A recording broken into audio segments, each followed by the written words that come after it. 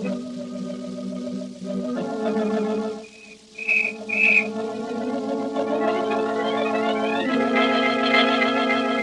Blue Beetle.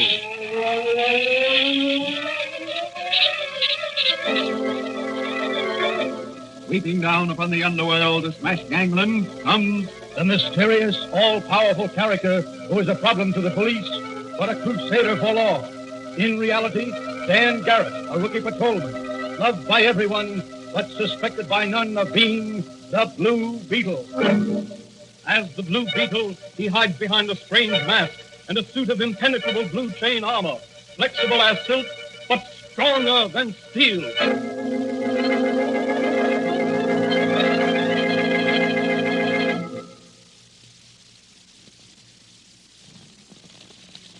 Today's episode of the Fox feature, The Blue Beetle, is entitled Sabotage, Incorporated. Throughout the country, foreign spies and saboteurs are busy trying to prevent the shipment of war munitions to countries with whom their native country is at war.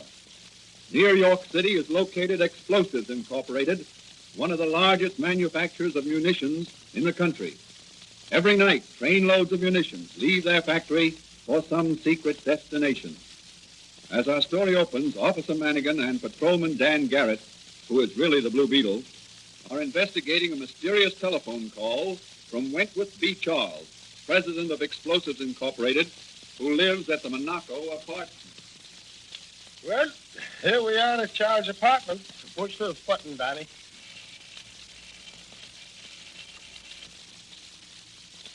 Oh, there's no answer.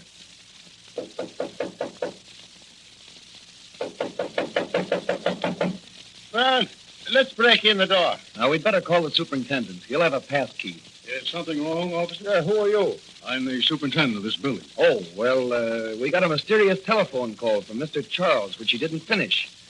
It was of such a nature that we felt it necessary to make an investigation.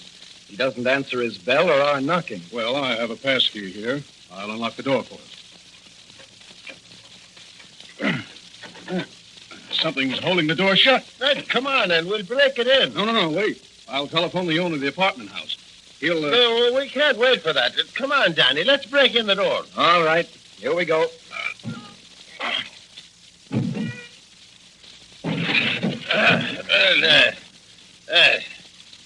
Well, there's nobody here. Look in the bedroom there. Okay, I'll have a look. I hope nothing happened to Mr. Charles. He's one of our best tenants. Hey, Danny, look. Here's Mr. Charles, and he's... What is it, Mike? Is he dead? I think so. Look, there, over his heart. A wound. Yeah, right through his pajamas. A .22 bullet, I'll bet. Oh, no, it's a stab wound. That's Mr. Charles, all right. Is he dead? Yes. Who could have done it? That's what the police would like to know. And that's what we have to find out. Well, I don't see any weapon. Look for an ice pick or a thin stiletto. Okay, I'll have a look around the apartment. Hadn't I better telephone the owner of the building? Not yet, and don't leave the apartment. Yes, but Whose apartment adjoins this on the bedroom side? Professor Vladimir Deniscu's. What's his business? I believe he lectures on anthropology. Does he live alone? He has a male secretary who lives with him, I believe. Who lives on the other side, next to the living room? Oh, that apartment is vacant. Did Mr. Charles live alone? Yes. Apparently, Mr. Charles was killed while he was phoning. The receiver is still off the hook there, and his body is lying in front of the telephone table. Yes, it looks that way. Well, say, I can't find any sign of a dagger or ice pick anywhere. There's an electric ice box in the kitchen, so I don't think Mr. Charles would be needing an ice pick himself. What about the windows? They're all locked. Any fire escape? Nope. It's a 14-story drop to the street on all sides. How many floors above this, Superintendent? 15. Any other entrances to this apartment? Only a service door in the kitchen. Yeah, I looked at that. It's locked and boarded from the inside, and there's no knob on the outside of the door. Well, Mike, you better phone the coroner. I'll just have a look around the apartment, and then I'd like to question the professor and his secretary. Maybe they can throw some light on this case.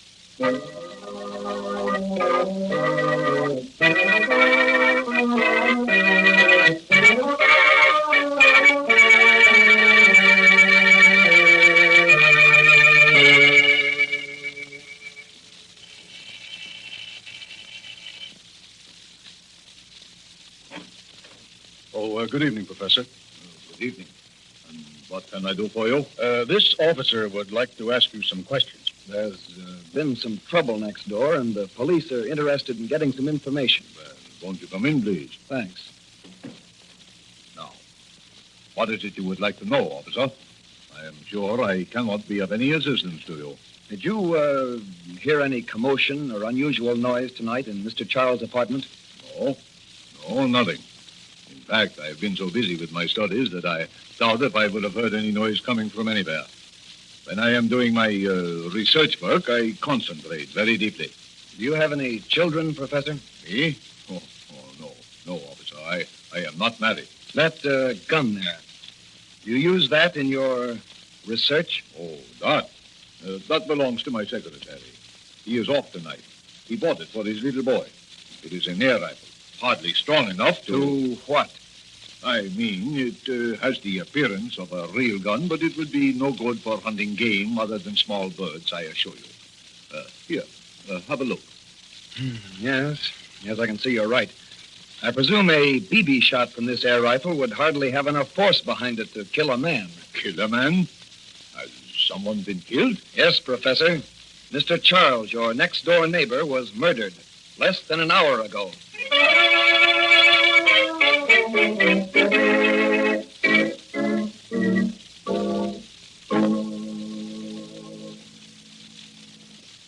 You know, Danny, this case is very, very puzzling. Very, Doc.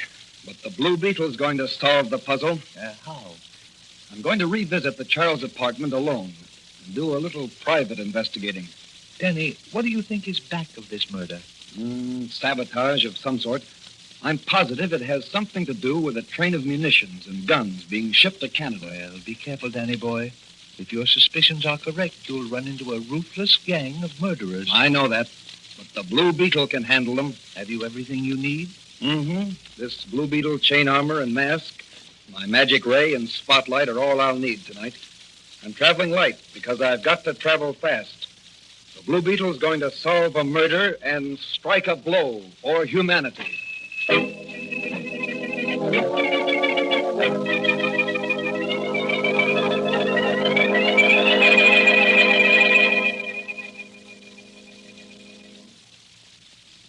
Well, here's Mr. Charles' bedroom. The body's been removed, but nothing else has been disturbed in the bedroom here. That picture on the wall there, facing the spot where Charles was sitting when he was killed. It doesn't hang straight. I'll have a look. You understand what I mean, A hole in the wall back of the picture, just large enough for a rifle barrel and to hear conversation. Now, here is the railroad map, Vicky. Yes, I The see. munitions train will approach a bridge to Canada over the gorge along this track here. Yeah.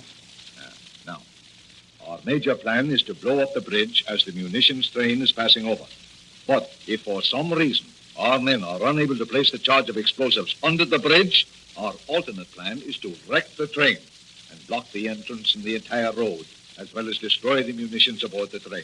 Well, how will we know in advance which plan to follow? I am expecting a call any minute from our leaders at Rosno, near the border. Then as soon as you get word, I'll be on my way. Yes. Your job is to take care of any guards at the American side of the bridge. Yes, I understand. This'll take care of them. Oh, the air pistol that shoots glass pellets filled with suffocating gas, huh? Yes. It makes very little noise.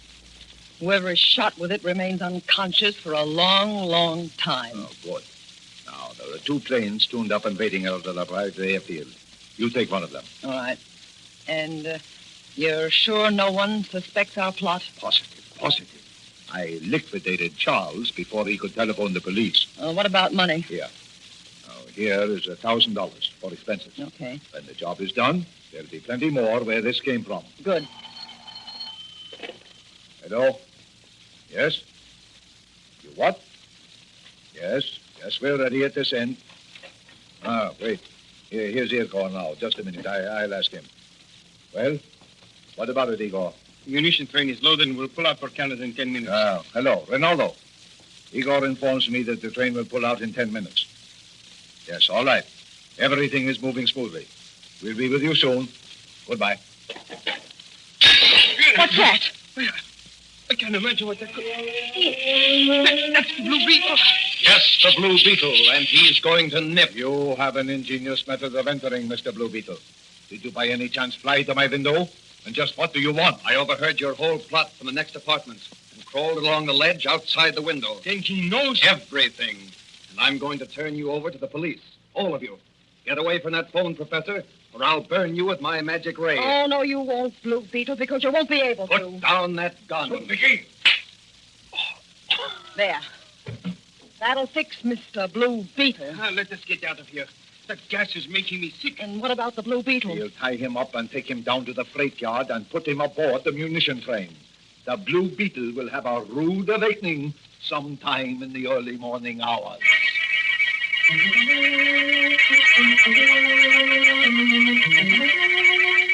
What will happen to the Blue Beetle now? How soon will he recover from the effects of the suffocating gas? Can he save the shipment of munitions to Canada from destruction? Which plan will the saboteurs put into effect? These questions will be answered in the next episode of The Blue Beetle.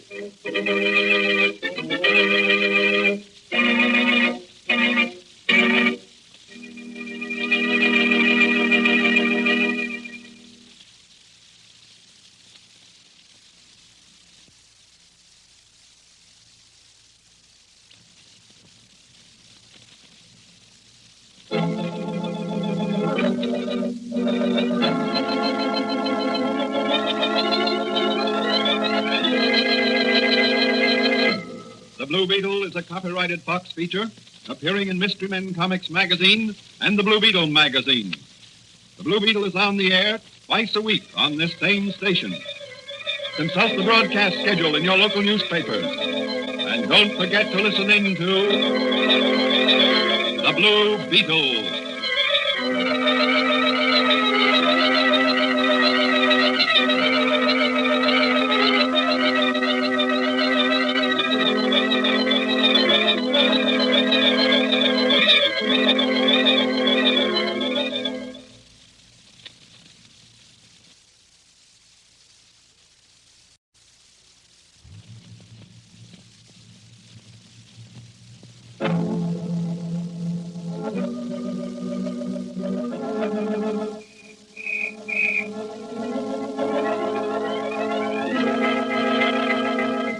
Blue Beetle.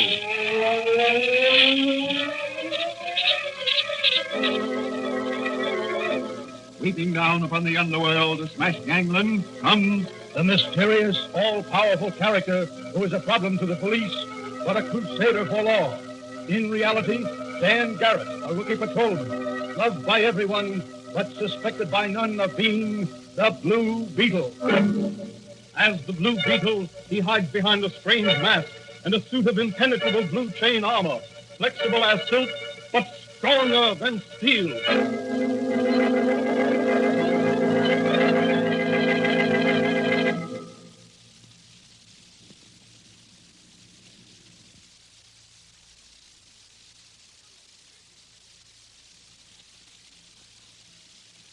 Today's episode of the Fox feature, The Blue Beetle, is the second part of a story entitled Sabotage, Incorporated. In the previous episode, Wentworth B. Charles, president of Explosives, Incorporated, has been stabbed to death, apparently with an ice pick, as he was phoning the police about a shipment of munitions. Investigation discloses no murder weapon and no clues to the killer. All doors and windows of the Charles apartment were securely locked and bolted from the inside. A later secret investigation by Dan Garrett as the Blue Beetle discloses that the occupants of an adjoining apartment, a Professor Danescu and his male secretary, are part of a sabotage ring whose purpose is to destroy a trainload of explosives and war munitions as it passes over the Rocky Gorge Bridge from the United States to Canada. As the Blue Beetle confronts them, he is rendered unconscious by a suffocating gas shot from an air pistol by a young girl named Vicky, one of the conspirators. As the episode ends, the conspirators plan to dispose of the Blue Beetle by dumping his bound and unconscious body aboard the munitions train, which is to be destroyed. As our story opens today, Vicky is on her way in a private plane to Rosno, near the Canadian border, to supervise operations at the bridge. The professor and Igor are to follow as soon as they dispose of the Blue Beetle.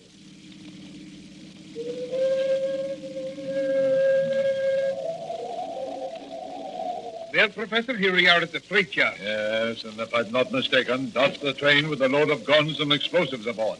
Yes, it's moving. Yeah, we'll have to hurry. Give me a hand with the Blue Beetle here. Yes. All right.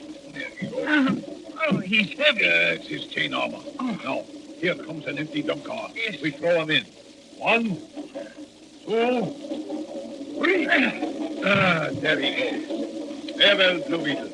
You may reach heaven when the train blows up, but you won't stay long.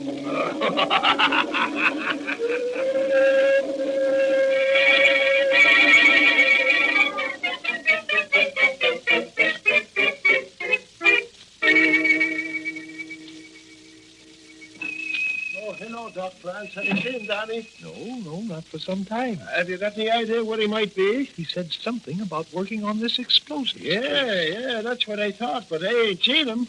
What's that, Mike, in your hand? A present for your youngster? That. That's an air rifle. I found it in the apartment next to where Charles was killed. Find anything else? Nothing much except this. Any idea what it might be, Doc? It's an aluminum mold of some sort. Yeah, for making knitting needles or something, but what would the professor be wanting? Wait, Mike, I've got it. He got what? The weapon that killed Mr. Charles.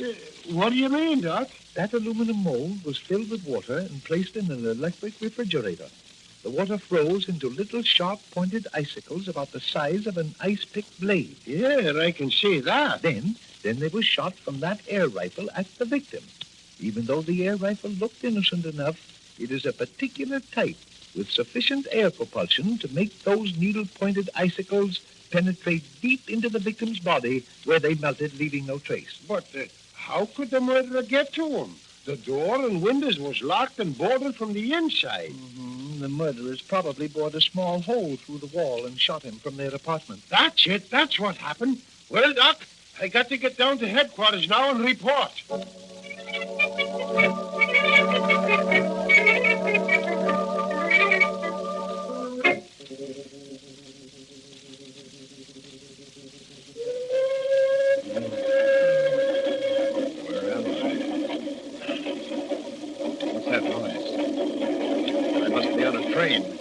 I wonder if it's... What are you doing on this freight?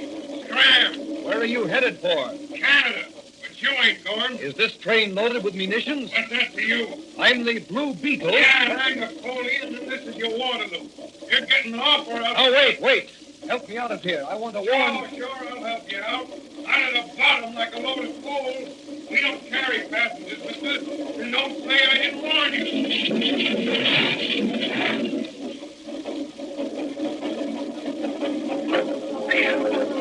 That was close. Lucky I slid out of my back or I'd have doubled up and been crushed beneath those cars. Now to get to a phone somewhere and warn the authorities to flag that train.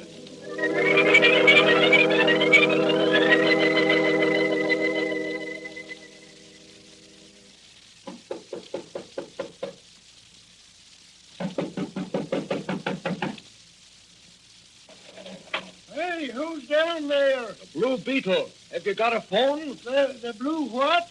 And we ain't got a phone. Where's the nearest telephone? 5 miles down the road. Jed Hawkins' place. Thanks. But he ain't home. Where can I get a car? The trolleys don't run out this far. You get a bus in the morning. Afraid I can't wait. How far's the border? About 20 miles. I've got to get there in a hurry. Who are you running away from? Not running away. I'm trying to prevent a crime. Well, I could drive you out to Rosno in the morning. Where's the nearest airport? Rosno, 10 miles. Drive me to the airport tonight, and you'll be a hero in the morning. So will you be if you live through my driving. I'll be down soon to get my boots on and my store teeth in.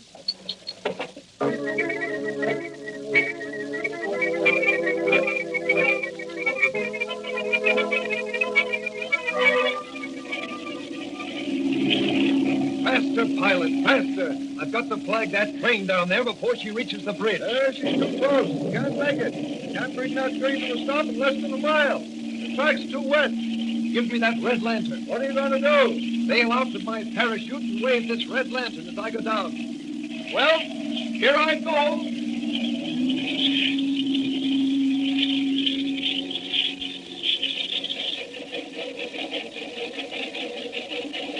Well, we're almost to the bridge, Sam. Yeah, 5 more miles and our job will be done. And glad I'll be. In 30 years of railroading, this is the toughest job I've ever had. Hauling 50 cars of explosives and war equipment to Canada ain't my idea of a soft snap. Yeah, no telling when you may run into an open switch or a pile of ties on the track. There's plenty of foreign spies would like to wreck a train load like this. Hey, listen to that plane. Yeah, must be something important to bring that guy out on a stormy night like this. Hey, there's no lights in the switch house. You better slow down. Green signal's up. Yeah, but you never can tell. Well, keep an eye out on your side as we reach the switch to the Rosno spur track. Okay. Hey, look there. Where? Up there in the sky, ahead. Hey, it's the cruising lights of the airplane. Yeah, but look underneath it. Well, I'll be. There's a red light falling and swinging from side to side. Hey, maybe he's signaling us to stop. Look, there's a guy in a parachute that's dropped out of the plane. And he's waving a red lantern. That's strange. Well, there's the bridge right ahead. Maybe something's wrong with the bridge. All my signal lights have been green. Except the red lantern on the plane. Well, here goes the brakes. I hope I can bring this train to a stop on these slippery rails. That guy with the lantern has landed. He's running toward us here. Say, somebody's shooting at him. Look, there's several men around him, and he's pulling them over with his fist. Yeah. Oh, boy, what a fighter. That must be the train guard shooting. Come on, let's get in on this. Right. Get back on that train and drive onto that bridge or I'll drill you. Oh, yeah? Who's gonna make me? Okay, Sam. I got his gun. Well, there go the guards. There's some more of those bugs. Good work, boys. Good work. Who are you? The Blue Beetle. The Blue Beetle? Well, you were the man with the red lantern. Yes. I warned the authorities at Rosno, but the telephone lines out to the bridgehead had evidently been cut. I took the only way I could to stop you. Well, boy, you certainly made a good job of it. What about these plotters? I caught the ringleaders back in Rosno and turned them over to the police. What about the men who shot at you? I imagine your train guards will get them, but the ringleaders are in jail. Uncle Sam will take care of them. Well, so long, Blue Beetle, and thanks a million. Okay. Give my regards to your neighbors across the border. Tell them we Americans are glad we both speak the same language. In more ways than one.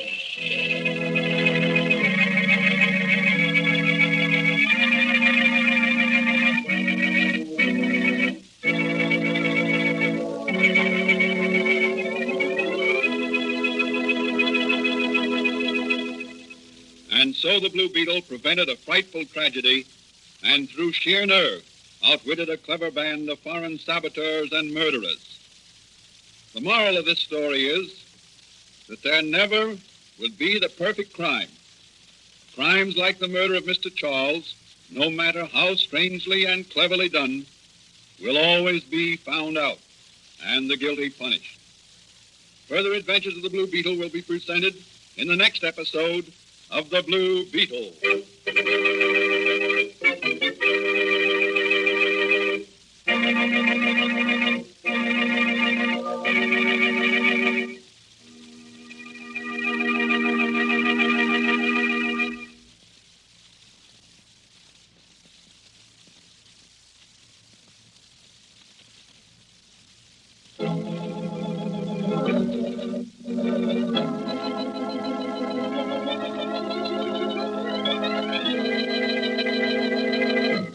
Blue Beetle is a copyrighted Fox feature appearing in Mystery Men Comics magazine and the Blue Beetle magazine. The Blue Beetle is on the air twice a week on this same station. Consult the broadcast schedule in your local newspaper. And don't forget to listen in to The Blue Beetle.